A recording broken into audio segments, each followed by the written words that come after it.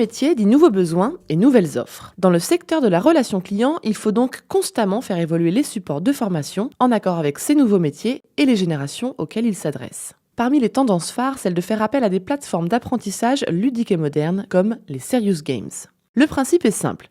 Il s'agit de mettre à profit l'univers du jeu avec pour premier objectif non pas le divertissement, mais la formation. Ces logiciels à but pédagogique présentent de nombreux avantages. En plus de rendre la formation attrayante, ils assurent la réceptivité du joueur et donc une meilleure mémorisation. Ils sont également un vecteur d'implication des salariés.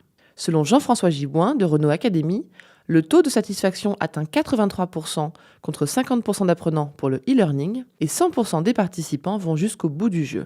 En introduisant une notion de challenge, ils créent aussi une émulation entre les salariés. Ils permettent aux entreprises de réduire leurs coûts de formation et de réaliser des économies d'échelle. Un même jeu peut être traduit en différentes langues et donc toucher la masse salariale mondiale d'un groupe. S'ils s'adressent le plus souvent aux salariés, managers, vendeurs, conseillers clientèle, ils peuvent aussi être développés à l'attention des clients et prospects pour bâtir une relation différente.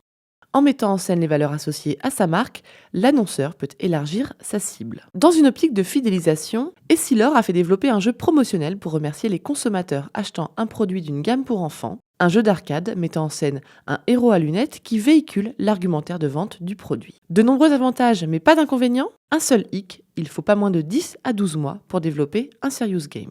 Aujourd'hui, aucun marché n'échappe à cette tendance. Air France, BNP Paribas, L'Oréal, AXA ou encore Orange, les Serious Games envahissent l'industrie, le commerce, la finance et même la médecine. Ils représentent un véritable relais de croissance pour le secteur de la formation.